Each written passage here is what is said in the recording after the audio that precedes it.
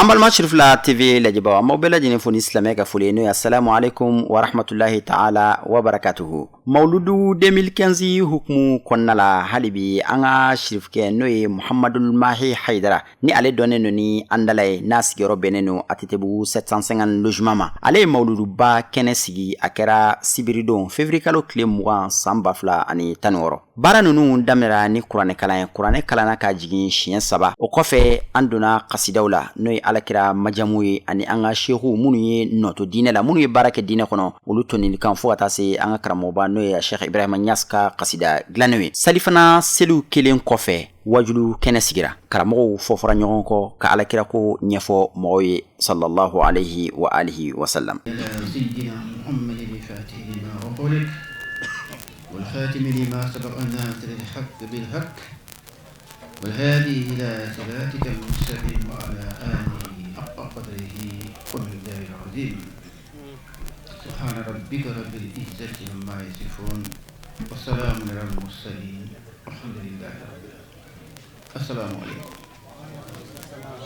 Assalamu alaikum. Wa alaikum assalam wa rahmatullah. Assalamu alaikum. Wa alaikum assalam wa rahmatullahi ta'ala wa barakatuh. Alhamdulillahi rabbil alamin. Alhamdulillahi rabbil alamin. Ayako. Alhamdulillahi rabbil alamin. Alhamdulillahi rabbil alamin. Alhamdulillahi rabbil alamin. Alhamdulillahi rabbil alamin. Ayo kuma chamante en fait foka barkada alay foka barkada alay foka barkada alay tiens abaka tala de atejo tiens ye munye ala don ala don de yiti ala don hakika faiden kono Sheikh Muhammad Mahi bin Nanai keneka mali kono ana woshiji na nyeji na joli na gere na dugum na toro ana nay mali kono ayasi ayasi kaminye ayasi kalikani ye munye dien beka tarbiya dien beka ala don dien beka don aljene kono anano chidi niko anga fa alhamdulillahi rabbil alamin jama'i bikanka ta abikanka bugum abikanka sarati to alitano be fen jumen kan tuma min geleyo be Sheikh Muhammad Mahi ko mina moludu sigi Bamako ayadi aka kalande uma kalande yu jijala sanwosa bu jijala bi ale ban an chemaya comme folo ka moludi ka keneya ka korota ka jensen ka sabati anga alatan ni kenen Sheikh Muhammad Mahi ka kenen de dum Sheikh Muhammad Munir mi luzundi ka kenedi aw de tado aya jijade aw ko aw tina don ajene kono fo dien be ka do folo ka to abe yindi donc anga barka da alay kuma minu bina fo kene kan sisan o bina sirawu jirawla ومن حكي ودوما وقال اليمانية وسبتي وقال مجيكو فوي porque aka noroi noromi Sheikh Ibrahima Niass ya asigi ale Sheikh Ahmed Tijani radiyallahu anhu ale de ya akha khalifa ile ala dona ambo here de ka ala don baga ate mine de nama suno wa yere kan nama yere bonya nama yere yada nama ke diye mori ate mine bebe tuwa ko pugi kata adene kono amu de keneka ame barkata Sheikh Muhammad Muniri aye chienta washijini yejini joli aya sigi aya piqûre na opération aya ke adeumbela adenkelembe kutubuyi abe kutubuyi abe bina kodlai fo okayi ni shira doma ubayi minumbe lahara ulfana bayi comme lahara mo banye chugumi ubi ganga do on nina norola ka kuma do anda ka joyo do an fe kam lasra lahara mo go baraka de usigilente snola de ala don bagate snogo atesa atikin abe ayatul kursi chemance de la ala don baga otoma ame duwauke o duwawu mi amba tanga sheku fe ko duwawu di kalandewma uka sabati uka ke ladriwi uka jo uka barka nyini uka limana nyini uku fanga fara nyonka ka ala don korota ka jensen ka sabati dien ka bo setani bolo dien ka sigi ala ka hine ani kisu bolo o de be nyini de aye be dien kono dien na sisa setani baka janjo bela amatla de janjo wero be mini ni si tekele mini bombu tekele ulu be mais ate ala dombaga tarbiya de abete ma kerefeli ale be afle aba don femi ma ay tarbiya de na ka yuduta no jirala ayo sidi aka khalifa unaka mukaddamu kerefe aka tarbiya foka noro yetu akatla ka tama ka ukolaje ka uka fona bo setani ni nogomu ala ko kambe ka ke demba ya be ni mawludu min damni nabi ala ka ke abada mawludi ala ka jidi ala ka korota ala ka barka ala ka sabati ala ka ke Bamako be kanaya mashiti ka demba la foni kenenga ala be yoro ambani ale infe rasul barkala trabien akadu tusukum bela haklu bela farisugo yaskanu bela Bamako be kono Mali be kono Afrique be kono Dien be kono o de Cheikh Mohamed Mayi ka bara akanga nyai otuma ango drapeau korota dongodo wakatu be anga kumaula anga yaskanula anga mirula anga zikrula anga selina anga suna anga hijula anga afo ambe kanga ala don de barake dien kabo setani bulu ala taketi محمد الفاتح لما أغلق والقاتم لما سبق نصر الحق بالحق والهادي إلى صراطك المستقيم وعلى آله حق قدره ومقداره العظيم الحمد لله أم يلا فو أم يلا برغدا ألمي نودي مسامي قداني كي dan baati masami ko feble tigi wɛrɛ ti sɔrɔ masa min ka tigiya kɔfɛ bilen n'o de bɛ masa ye o de ka Seydina Muhammadu dan sallallahu alaihi wasallam ale Ala yɛrɛ diyatika kosɔn Seydina Muhammadu min ni Ala k'ale di dan ka bɔ a yɛrɛ la Ala kɛlen ko ka Seydina Muhammadu dan mun kosɔn ale Ala ka dɔn Seydina Muhammadu ra sallallahu alaihi wasallam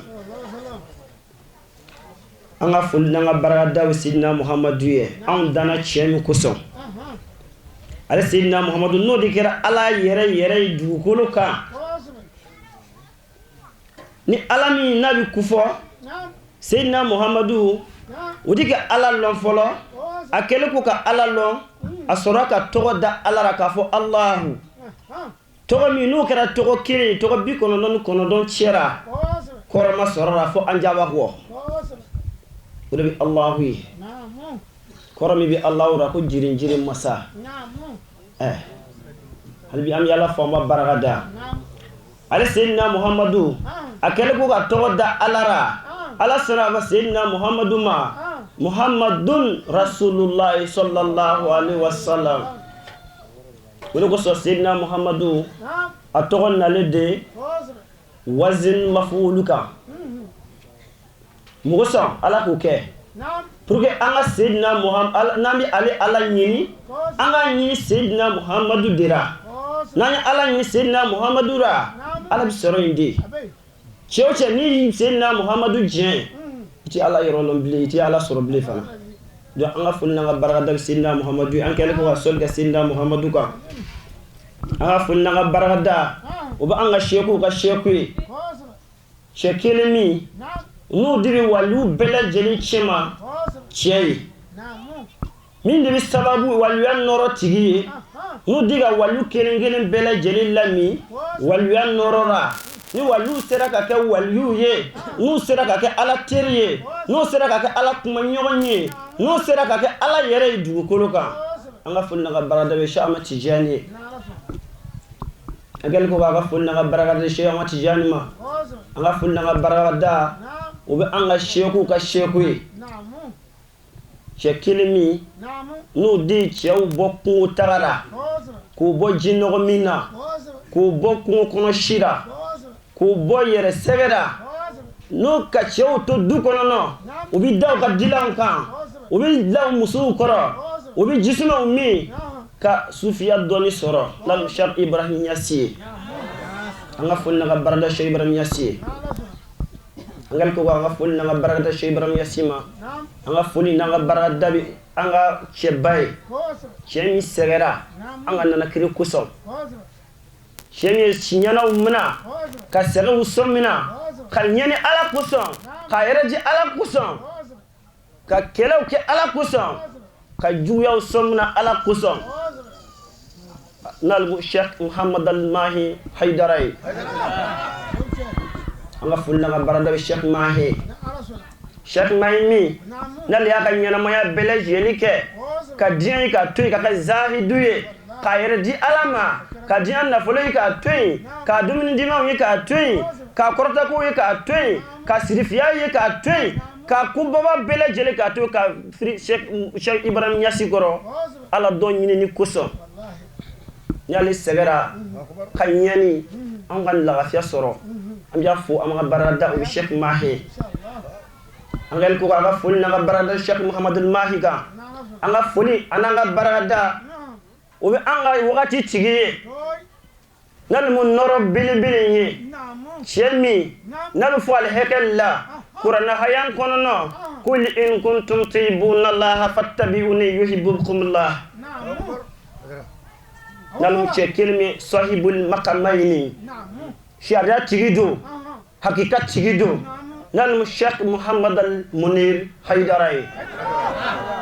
fo an b'a fɔ a ye assalamu alaikum wa rahmatullahi ta'ala wa barakatuh aw fɔlen kɔfɛ an b'an yɛlɛyɛlɛnze ka taa se sirifidenw ma minnu y'an sigi a bi kɛnɛ in na nin ma bala anw na o n ko nin ma bala anw na arabu ko man asbaha abahu fama zalama ni maa min y'a fa ɲɔgɔn bɔ ɲɔgɔn ya ko i ma tɔɲɔni kɛ o anw sigi mɛ ni nin ye bari an b'a dɔn ninnu bɔra min na nunu ye mi an ba do bi fenga min teni kono sogole de ma ba fama ala ki balonga ala ki moja atoy amojale do nunu mojale do katemew mama nga go fo kono sogole de maw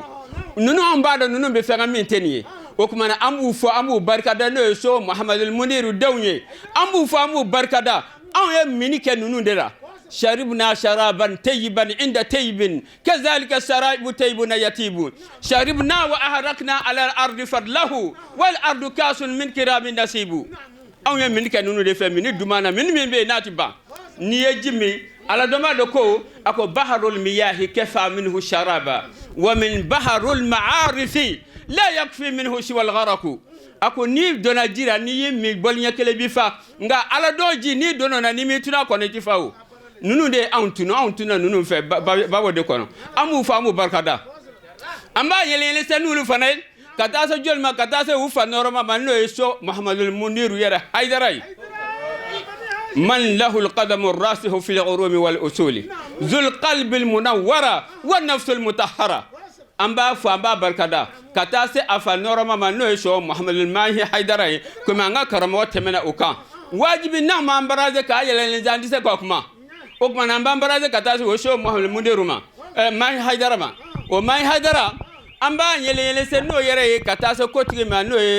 Sheikh Ibrahim Niass al-Khawlahi mi fayda tigi mi sobra Niassi ale mi kutubu bay amba an yele se katalima o sobra Niassi amba yele se ka uno fanay katasa jolma katasa Sheikh Ahmad Tijani ma radiyallahu anhu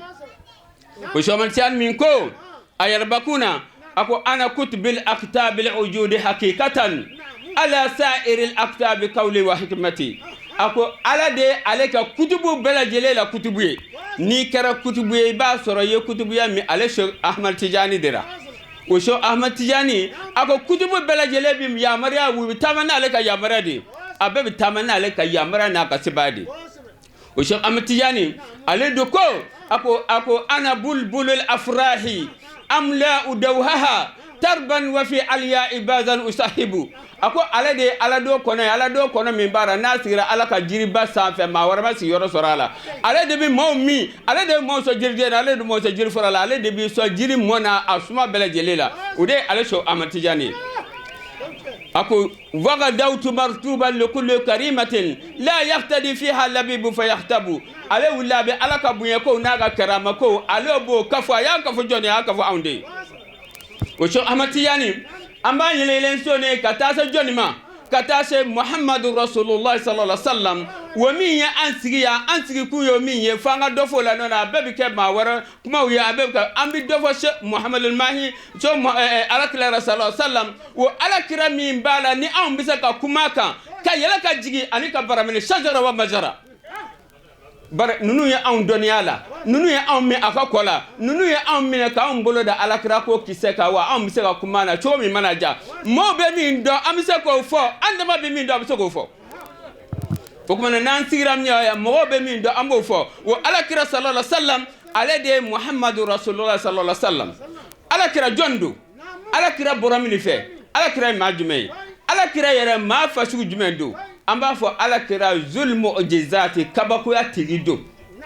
wati koro koto wo alakira aka kabako ya ujumei islam alakira ka wati sallallahu alaihi wasallam yahudiya karamo ye nyonjere ka alakira keshone ka doni kira do wala kirate bari mami makala awado ka so wati arabu kalalente ko kuma nandara manyininga ko arabu do na ya soro kira do abise ka jabi ni kira ta se kan jabi we minjira bilaka tano yahuda karmodo uba fo mako shamailu nga aslamale alakira ya toda ko abdussalam alakira ya toda ko abdussalam alakira ka watira yahuda karma munungu me madama do salmanul farisi bala kabul ahbar bala abdussalam bala wa abdussalam yahudiya ude keshona udama kwa kata alakira nyanga sallallahu alaihi wasallam atara alakira ma ay alakira nyininga kuma kundala surana wati manja ay alakira nyanga ko alakira aunde nanima ambi ni nyiniga keshona demadora ikase kanjabi uye munu ta tawreta kono ubala nulu yahudiya uta arabu todo ugo alakira ko aunana ema annabiyun am mursalun ako yala na nyuma de wa wale kirade ako Samailu yala e ma ye ka Tawrata kono ko ala ko Tawrata kono Muhammadur Rasulullahi wallazina amanu mahu ashidda'u 'alal kufari rahma'u bainahum tarahum ruk'an sujada yala mo ye Tawrata kono ako chendu ako Muhammad halbi ye te fami nyinga amukallimun am wahyun ako yala ala de bi kumi fa wala wahyu de bima ako in huwa ila wahyun yuha alamahu shadidul quwa zumiratin fastawa wa huwa bil ufqil ala summa dana fatadalla fakana kabaqawsina aw awdna fa awha ila abdihi ma awha ako wahyu de bi cinema ne alakma wahyu de bi cinema ako Muhammad ko yichen ako Muhammad amin nyinga halbi yala jama ala sodobe ala yada ala so min daminge ala so yin ay data ani flade ka soina data ni fla wo ka soimena aklala ka konyata ni fla bo soina wo konyata ni fla ayo bo jama kulu tani fla yala wo jama kulu jumeye wo so jumeye wo so da jumeye ako Abdussalam iyo nyingali minge ako Musa na ka maw kele ka kotige nu tarabako uko Musa ka maw ko Musa ma ko mon minoro bilo ba fe kumi ala ko Musa ma ku ka bereke ka farati ay fara goshi ni bere minge faratira konya tani fila bora faraina Musa tigarani Yusufu balmaka munuye Yusufu balmaka kunye tani fila wo jamakulu min be fani bara wulu mina udamana konyana wo jamako abafo kuroko asbatu Yusufu balmaka tani fila do no Yahuza Rawbilu Shamuna Rayaluna Naftalu Danun Yusuf Jadun Asher wo tani fila ulu de mina koina kulu mina konya mina de fan fajarat minhu isna asharata aynan wami ala yo fode wo konya tan fila qur'ana kono ko jama kulu mi minana ko Yusuf na balma kawde ako Muhammad ko yechenfo ko Muhammad yala ala ka yoro dmende fe dmende be ni aye kile yengera ka shen kele ka tase lahara do makilati yengaka Muhammad ko ama sallallahu alaihi wasallam ako ala ka fe min be ni kile yegera ka shen kile ka tase lahara do ma kile yega ko ye Musa na ka mautige tola Musa ye bere goshi ni farai ji ferala Musa na ka mautigera utigale ko fa ala ji jele wo yoro ka tase lahara do ma kile de yegero ka kile ka tase lahara do ma kile yega ka bili ako Muhammad ko ye shenfo ako Muhammad hal bi nabi nyinga yala ala fe mende da ni fende ala fendo da afangele fangele ti fe ala fendo da fedi na siga boala ala fendo da ala ya fen jashi ala fendo da ka kla ka fen konyo ko le fed men namu ako Shama'il ako yenyi ngale ka ba fen bama ako ala fen min da ni fende ako wo ejien ala ejien da ma fla foyi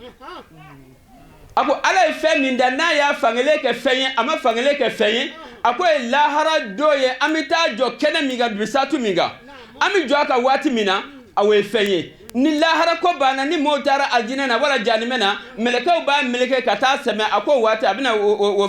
wati miga ko tufoyi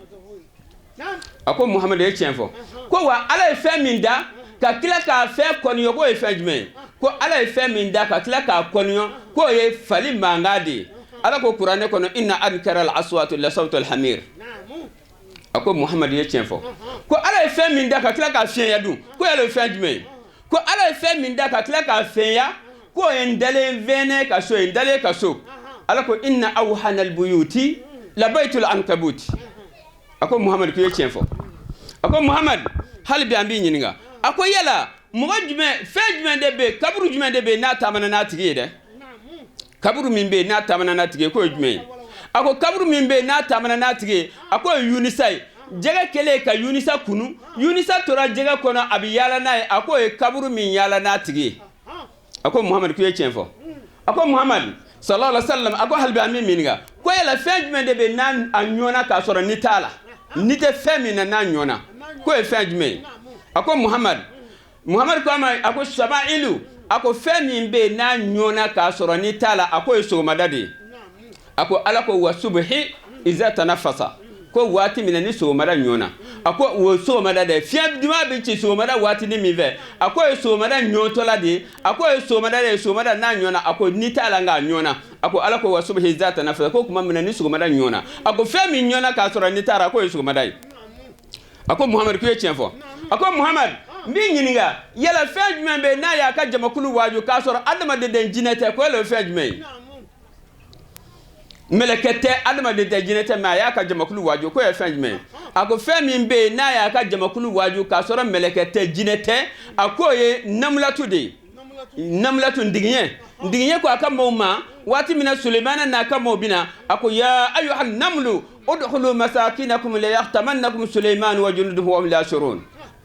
a ye don a ka wo kɔnɔ Sulemana n'a ka maaw kana na a taamunɛ a ye don a ka dingɛw kɔnɔ ala ye kumakan ta ka taa bila Sulemana tulo la Sulemana ye mɔgɔ bila ka taa dingɛni ta ka na ani digiɲɛ ye masala ba kelen de kɛ masala ba kelen u y'o de kɛ ɲɔgɔn na kabako kuma dama a b'a jaabi a bɛɛ lajɛlen la o Sulemana masala dɔ bɛ yen Sulemana kɛlen ka masaya sɔrɔ ni masaya jala la a ye jinɛ kafiriw bila k'u ka taa ɲɛnɛmaya ji ɲini ka d'a ma ka ɲɛnɛmaya ji min a tɛ sa bilen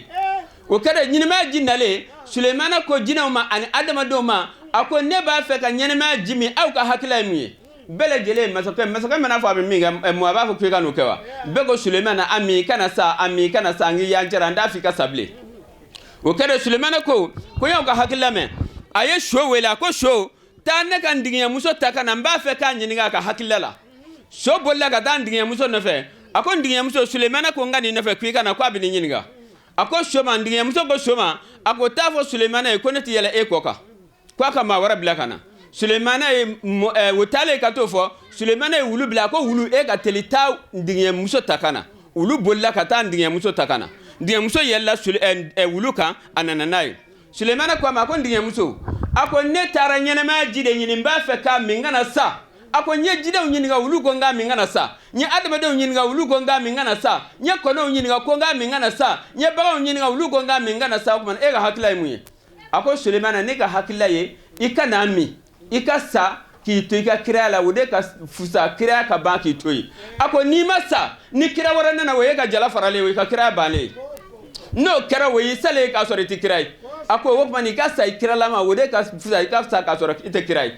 a ko ne kɔni fɛ i ka na min a ko ndigiɲɛmuso i ye tiɲɛ fɔ a ko bɔn ne ye so bila ka taa e nɔfɛ i ma sɔn ka yɛlɛ so kan n ye wulu bila i yɛlɛ wulu la ka na o yɛlɛ ko o kɔrɔ ye mun ye a ko ne ma yɛlɛ so kan bari so tɛ ɲini jugu t'a la ɲi tɛ so la jugu t'a la maa min bɛ so balo n'i yɛlɛla kan ka taa kɛlɛkɛyɔrɔ la ni jugu y'i fa jugu yɛrɛ bɛ yɛlɛ so kelen kan a bɛ tila k'a ye boli min kɛ n'a tigi ye ka taa kɛlɛkɛyɔrɔ la a b'o ɲɔgɔnna boli kɛ ni jugu ye ka segin ka taa so a ko o kumana ɲini jugu tɛ so la a ko bɔn n'i y'a mɛn yɛlɛ wulu kan a ko wulu n'a donna maa ba kelen cɛla n'a tigi ka fini ye fini kɔrɔlen a b'o de fɛ a ko o kɔsɔn an yɛlɛ wulu kan a ko o ye tiɲɛ fɔ u ko Muhamadu hali sisan a ma farila dɛ a ko yala fɛn jumɛn de bɛ yen ni fa y'a bange mɛ den ka farin ka tɛmɛ fa kan ko yala o fɛn jumɛn ye a ko fɛn min bɛ yen ni fa y'a bange nka den ka farin ka tɛmɛ fa kan a ko ye fara de ye a ko nɛgɛ bɔra fara la nka nɛgɛ de ka gɛlɛn ka tɛmɛ fara kan nɛgɛ de bɔra fara la nka nɛgɛ de ka gɛlɛn ka tɛmɛ fara kan a ko Muhamadu k'u ye tiɲɛ fɔ a ko Muhamadu hali sisan a ma farila dɛ Muhamadu o tuma na an bɛ ɲininka yala jamakulu jumɛn de b'a la n'olu ye tiɲɛ fɔ u n'u ka tiɲɛ fɔ bɛɛ lajɛlen u bɛ don jahanama na jamakulu min bɛ yen n'u ye kalo fɔ n'u ka kalo bɛɛ lajɛlen u bɛ don alijinɛ na a ko Samailu jamakulu minnu ye tiɲɛ fɔ u n'u ka tiɲɛ fɔ bɛɛ lajɛlen u bɛ don jahanama na a ko ye nasara ni yahudiyaw ye a ko yahudiyaw ko wa qalat an-nasara laysat al-yahudu ala shay wa qalat al-yahudu laysat an-nasara ala shay a ko u bɛɛ lajɛlen ko yahudiya de tiɲɛ kan nasaraw ko nasaraw tɛ tiɲɛ kan a ko u bɛɛ lajɛlen ye tiɲɛ fɔ nka u n'u ka tiɲɛ fɔ bɛɛ lajɛlen u bɛ don jahanama na a ko minnu ye kalo tigɛ n'u ka kalo tigɛ bɛɛ lajɛlen u bɛ don alijinɛ na a ko ye jamakulu jumɛn ye a ko ye nabi Yusufu balimakɛw ye u ko kumaw ni ye nabi Yusufu dun ka taa ni joli ye min ye kalo ye ka taa juruw fa la nka n'u ka kalo tigɛ bɛɛ lajɛlen ala b'u don alijinɛ na o kumana ala k'an kanu ne ye min sɔrɔ ka fɔ a ye jamakulu kumaba ka ca ni a ka kalanden ni Mahamadu Tigamo ka kumakan ye wasalamu aleykum wa rahmatulahi taala wa barakatuhu. a ye kuma dɔ fɔ kuma in tiɲɛ tigiyara Seydina Muhamadu Mando la a ko ale ye Seydina Muhamadu da maa ɲuman ka kuma don ko ala ye ala ka ciba da ale yɛrɛ ala jaati kama ka sɔrɔ ka diɲɛ tɔw bɛɛ da Seydina Muhamadu yɛrɛ kama mawludu bi o jira an na ola ala ye ala ka ciba sallallahu alaihi wasallam da ale ala kama o bi faamuya o ka mɔgɔ tɔw da vew bɛɛ da Seydina Muhammadu kama kuma bi o yɔrɔ la o nka n'a y'a faamu a ko turiduna bi wa ana araftu Muhammadan aw b'a la ka ne ala min ɲini a bi boli la ne ala min kɔ wa ana araftu Muhammadan ne yɛrɛ bɛ Seydina Muhammadu de dɔn n'a ko a bɛ ne ala kanu a bɛ ne ala de fɛ ne de ye aw ka ɲini fɛn ye a ye tugu Seydina Muhammadu la sallallahu alaihi wa sallam o tuma na an bɛ tugu Seydina Muhammadu la cogo di an bɛ Seydina Muhammadu sɔrɔ cogo di an bi sababu de ɲini ka se Seydina Muhammadu yɛrɛ ma nabi ɲuman tununa don min ni ala ye ɲɛji cɛ ni maa ɲumanya ye an b'an zɛzɛ ni o maa ɲumanw de ye ka se Seydina Muhammadu ma sallallahu alaihi wasallam Seydina Muhammadu jumɛn ko don n'an b'ale ka mawlidu kɛnɛ kan bi Cheikh Umar Fouti a taalen Sudan jamana na dɔnnibaw farala ɲɔgɔn kan u nana Cheikh Umar Fouti nɔfɛ barisa u y'a dɔn ni maa bi dɔ dɔn Seydina Muhammadu la ni cɛ in kɔni b'a dɔn barisa ala dɔn drapeau tigi o kun don sariya drapeau tigi o kun don jihadi drapeau tigi o kun don a tilela fardul jami fana o drapeau tigi don o kuma ni mi dɔdɔ Seydina Muhammadu la u k'a ma ko sif lana rasulaka sallallahu alaihi wasallam ko i ka kira Seydina Muhammadu a expliqué anw ye a mankutu anw ye wajizatan kundala surunyana a ko a ye kuma bɛɛ cɛ surunya Seydina Muhammadu la o t'a la ale tɛ se ka fɔ kundala surunyana i b'i ka ɲɛnamaya bɛɛ de kɛ a ɲɛɲinini na قالوا هو البدر قلت البدر شك له uko yalma bina fo badru kalo de wa ako ay badru kalo ala yɛrɛ o ci fila ye cɛ min ye o de Seydina Muhammadu ye sallallahu alaihi wasallam qalu huwa shamsu qultu shamsu min nurihi uko kuma yalma ala ka ci ba bi na fo kile de wa ako ay kile yɛrɛ dara Seydina Muhammadu noro de la sallallahu alaihi wasallam Allahu akbar قالوا هو الغيث قلت الغيث لم يضني uko kuma yalma Seydina Muhammadu bina fo dani sanji de wa ko ayi ko ati na fo dani sanji ko barsa dani sanji ti dumi ni Seydina Muhammadu ka hɛrɛ nana toroti o kɔfɛ bile o de ma Sheikh Ibrahim Niass ala ka nafa n'a barika ye a ko samiyo daminɛ ani samiyo cɛmancɛ ani samiyo laban ko yali ma jumɛn de kɛra sababu ye ɲɔ ɲɛna ni cikɛla min ma nin wɔrɔ dɔn i ka ɲɔ ma daga ye o mais ala dɔbɔ de bɛ se ka nin jaabi o kuma na an bɛ sɛzɛli kɛ ka taa waliw ka ɲɛmaa ye n'o ye Cheikhuna wa Maulana Ahmadu bun Muhammad Tijani ala ka nafa ni a barika ye ale Cheikh Ahmad Tijani an bi ala deli a ka madadu bɛɛ la kira ka madadu bɛɛ la ka n'ale Cheikh Tiani kan o la n'ale Cheikh Tiani fo an ka sababu ɲuman an Cheikh Tiani dɔnni cɛ min ye maa caman tugura Cheikh Tiani na k'a ka wurudi minɛ mais u ma Cheikh Tiani sɔrɔ maa caman Cheikh Tiani ka wurudi minɛ nka u danganiya tɛ u bolo u ka kanan na nka maa minnu ye Cheikh Ibrahim Niass sɔrɔ olu b'a dɔn u ye fɛn min sɔrɔ o kɔnɔ Cheikh Ibrahim Niass an b'a fɔ an b'a barikada ale Cheikh Ibrahim Niass don dɔ la a taara hiji la hiji bannen a n'a ka kalandenw farala ɲɔgɔn kan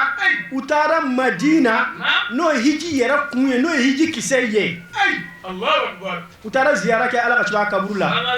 u donna ala ka ciba kaburu bɛ yen Seydina Abubakar kaburu bi ala ka ciba kɛrɛfɛ Seydina Umaru kaburu bi Seydina Abubakar kɛrɛfɛ Cheikh Ibrahim Niass n'a ka kalandenw donna rawda kɔnɔ n'o ye kaburu ye u nana foli bila ala ka ciba la u tilala foli la u panna ala Seydina Abubakar kunna u taara Seydina Umaru kaburu la u ye ziyara kɛ u tilala u bɔra kalandenw ma lafiya ko Cheikh Ibrahim Niass an dara ala ka ci ba fo an vola la ola o fam yele do an gala an pana Seydina Abubakar kabur kuna ka so ka ta Seydina Umar kabur kuna ko islamai ko chara yalma Seydina Abubakar ke maka ko do de kaya akulla akundale ala ka ci ba fe yi Seydina Abubakar de sor ala ka ci ba fe ako Seydina Abubakar ma ya Aba Bakr shayyihu ila Umar ta Cheikh Niass bla Umar fe Allahu akbar ako da to ale mata akaburu la barsa ale tara ale bla o kuma o Cheikh Niass amba fu amba barkada alhamdulillah andi senga aka foli la ala e promotion ke cheminu e o Cheikh Niass nununde Cheikh Abdul Munir Haidara ko ale aka sirifia ko ale bi sirifia korodon ko amba Fatima tu ya shido ale da akunga ale bi min don Cheikh Niass ka kalande ko ya ka shirifia fale o la ya fere Cheikh Niass ma Cheikh Niass ka son ale Cheikh Munir ka ke Cheikh Niass ka kalande ye atakbir ko la Cheikh Niass ko la Cheikh Niass ko de ko ale matu Cheikh Tiani no fe ko barsa Cheikh Tiani shirifie ko ale matu Cheikh Tiani no fe ko doni ba do akuni Cheikh Tiani ya seta ka bo yoro wo yoro ko ba da kele ka ko sana ka kele da ko ba so ko ale banyasi ya se da paradoenga Allahu akbar akon ale tura banyasi la kumina Cheikh Niass ala Cheikh Tiani na kumina ko bina gino fo kalande umbe ko do da Cheikh Tiani kumana ako dufitu ila al hadrati daf'atan wahidatan fasara awwali akhiri wa akhiri awwali wa kulli juz'i wa juz'i kulli hatta sirtu law su'iltu bi 100,000 su'al ajabtu anha bi jawabin wahidin Allah haydara akuma akorati sika fo bamanan Ghana Allahu akbar kuma ngorati sika fo tuwam kana ati sika fo arabu kana ni bi sika fo ala kandela ni bi fara ni nguma kan famu kani koro ndo chauka kuma do ni chauka kuma fora mo ba fo ki walju ka kuma fo walju kuma tenede ni chau de ka kuma kan ye me chauka kuma mati so fo ni matu chaula do do la chwa che gamado wele chau chela sahaba chela ka dunu ye sono ka datugu udala ka kuma ka do fo uye o kuma kai mafo chewo chenyena ebi to kwa dunu ta borata wallahi wani matugu cheminu ndugura o chaula ebi to akarata dunata o kuma na o cheminu nde minu zona ka tiri ulula o Cheikh Ibrahim Niass nununde o reka wani to kuma do fo ngo Cheikh Niass ngo bultufu bi Cheikh Niass ka kalandona bultufu wa bultufu ala don bultufu Allahu akbar ab Cheikh Niass ka kalandona la ni ka bultufu ma activer ni ala don kuma fora ke nyana ko l'arab ka do fora ou kuma girimam ba do fora o te ita famu de ima do ka bultufu désactiver les do Allahu akbar comme kuma wati dona akuma anti sega tanga kuma du be anti sega befo ambi kumba ba kilingele unta hakili bi mi vamu ambi teme osrafe alay adama da ninga adama jo wati mi ninga fen dlaka bla no ashiawi fen chama bla togo tala mata togo don e ala ko meleke nunu makuka togo nunu vo alede meleka nunu ya do ti sega kuma odo handai ko adama yere makwa ka kuma adama yere ti sega kuma nga adama kuma na chugodi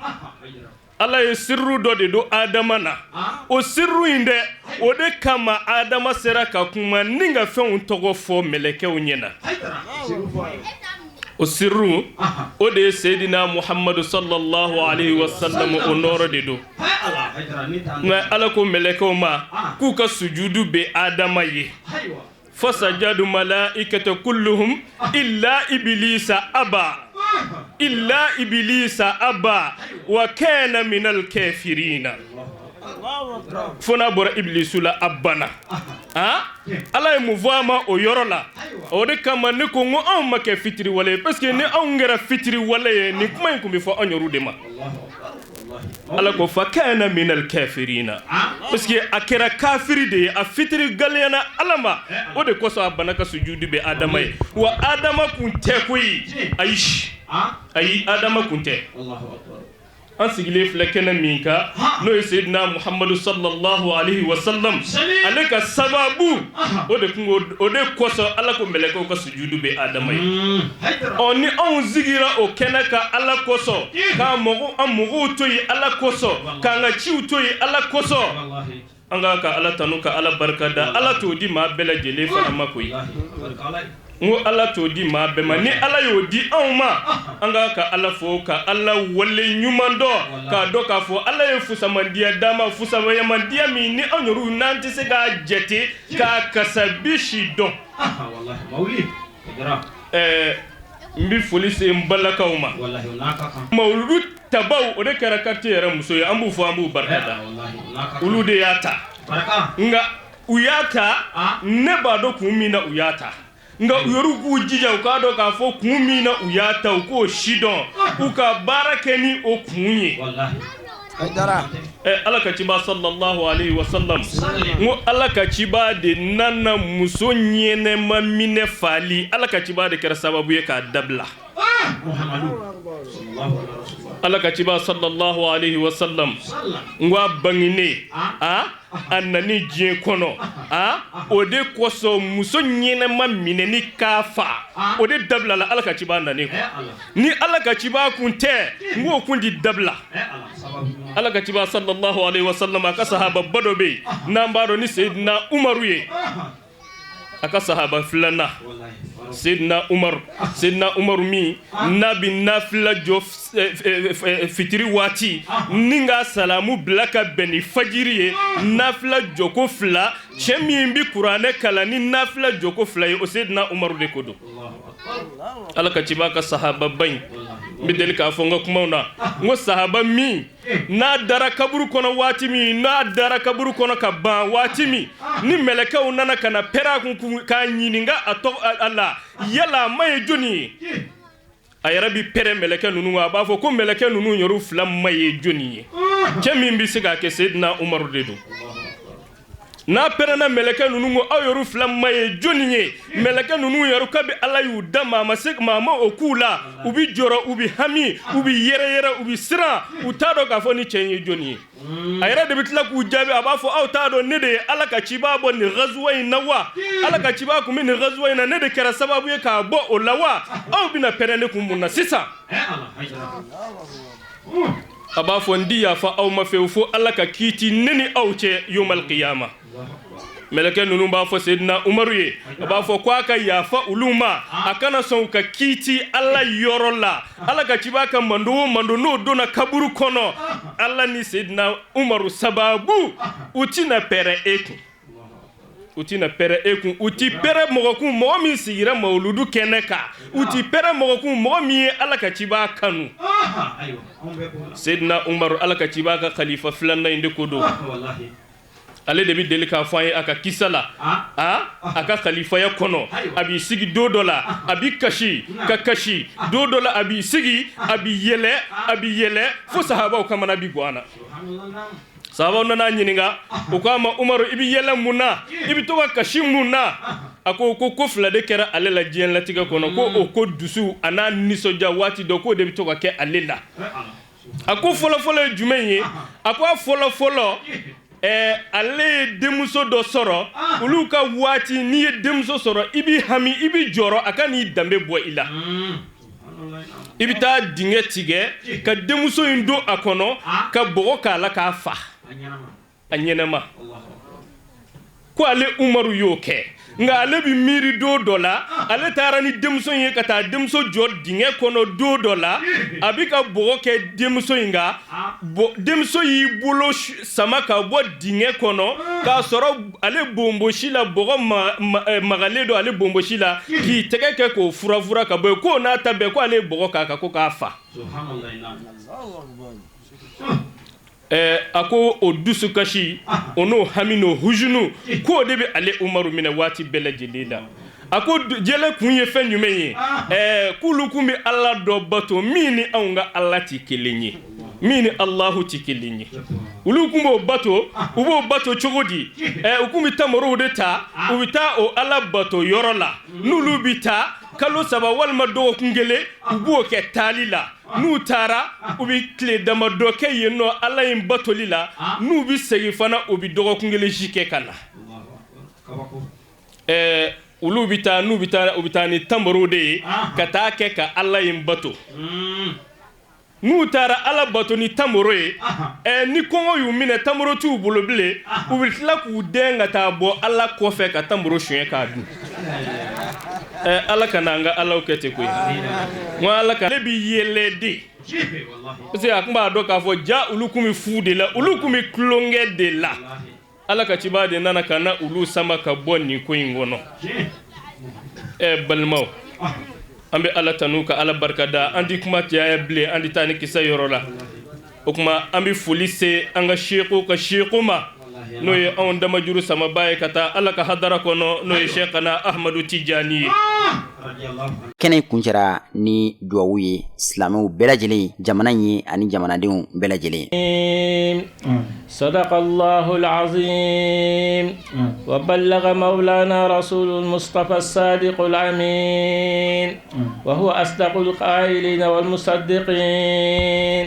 ونحن على ذلك من الشاهدين وبه مؤمنون ومصدقون ولا حول ولا قوة إلا بالله العلي العظيم ورضي الله عن سادتنا أبي بكر وعمر وعثمان وعلي وطلحة والزبير وسعد وسعيد وعبد الرحمن بن عوف وأبي عبيدة بن جراح وحمزة والعباس وجعفر وعقيل والحسن والحسين وفاطمة وخديجة وعائشة وسائر أمهات المؤمنين ورضي الله عن أصحاب رسول الله صلى الله عليه وسلم أجمعين وعن التابعين وتابع التابعين لهم بإحسان إلى يوم الدين اللهم اجعلنا يا مولانا من المحبين التابعين لهم بإحسان إلى يوم الدين اللهم اجعل القرآن العظيم ربيع قلوبنا اللهم نور به قلوبنا وقبورنا واشرح به صدورنا ويسر به أمورنا ووفقنا بما فيه رضاك عنا اللهم اجعل القرآن العظيم أمامنا وقائدنا إلى الجنة ولا تجعل خلفنا وسائقنا إلى النار اللهم اجعل القرآن العظيم شافعا مشفعا فينا ولا تجعله مائلا مصدقا فينا اللهم اجعله لنا ولا تجعله علينا اللهم ارزقنا تلاوته على النهج الذي يرضيك عنا ولا تجعل لنا ذنبا إلا غفرته ولا هما إلا فرجته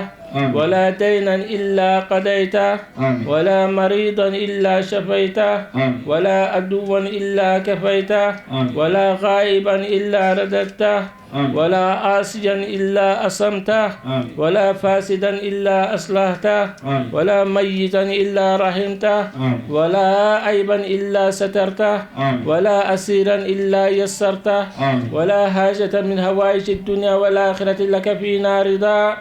ولنا فيها صلاة إلا أنتنا على قضائها في يسر منك وعافية إنك على كل شيء قدير وبالإجابة جدير يا ذا الجلال والإكرام اللهم ارحمنا بالقرآن العظيم وانفعنا بما فيه من الآيات والذكر الحكيم اللهم علمنا منه ما جهلنا وذكرنا منه ما نسينا وارزقنا تلاوته وحلاوته آناء الليل وأطراف النهار ابتغاء مرضاتك اللهم ما قضيت به علينا من قضاء فاجعله عاقبته رشدا ربنا آتنا من لدنك رحمة وهيئ لنا من أمرنا رشدا ربنا آتنا في الدنيا حسنة وفي الآخرة حسنة وقنا عذاب النار ربنا لا تؤاخذنا إن نسينا وأخطأنا ربنا ولا تحمل علينا إصرا كما حملته على الذين من قبلنا ربنا ولا تحملنا ما لا طاقة لنا به واعف عنا واغفر لنا وارحمنا أنت مولانا فانصرنا على القوم الكافرين ربنا لا تزغ قلوبنا بعد إذ هديتنا وهب لنا من لدنك رحمة إنك أنت الوهاب ربنا إننا سمعنا مناديا ينادي للإيمان أن آمنوا بربكم فآمنا ربنا فاغفر لنا ذنوبنا وكفر عنا سيئاتنا وتوفنا مع الأبرار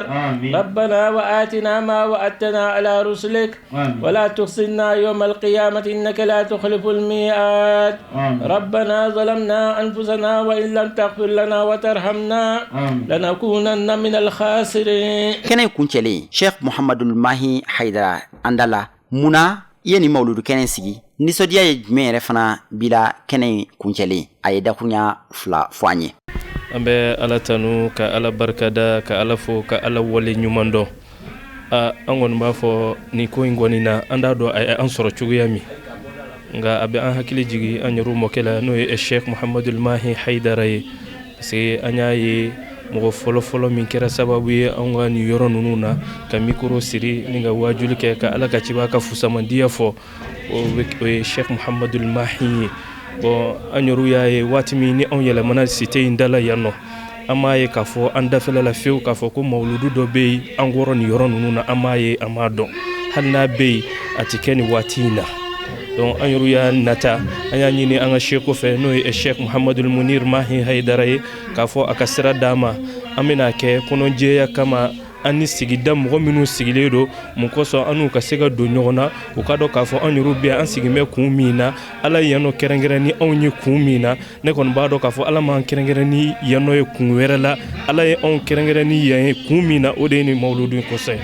Alhamdulillahi an bɛ ala tanu ka ala barikada ne kɔni nisɔndiyara fo ka tɛmɛ nisɔndiya dan tɛ se k'a fɔ wa an b'a dɔn k'a fɔ nin ye san fɔlɔ ye cogo min an jigi b'a kan ni ala ye si ni kɛnɛya di insha allahu a bɛ kɛ an ka muradu ye a bɛ kɛ ala ka muradu fana ye an b'a ɲini ala fɛ jamana bɛ hakɛ min na bi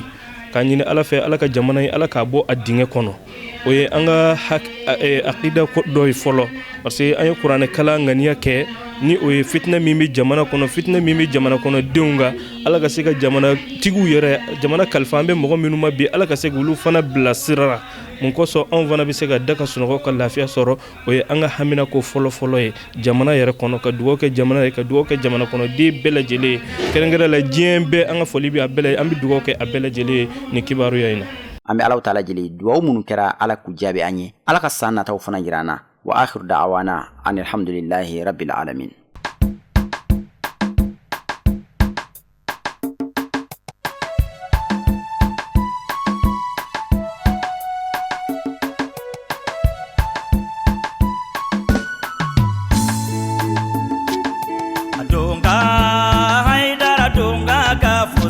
Sanu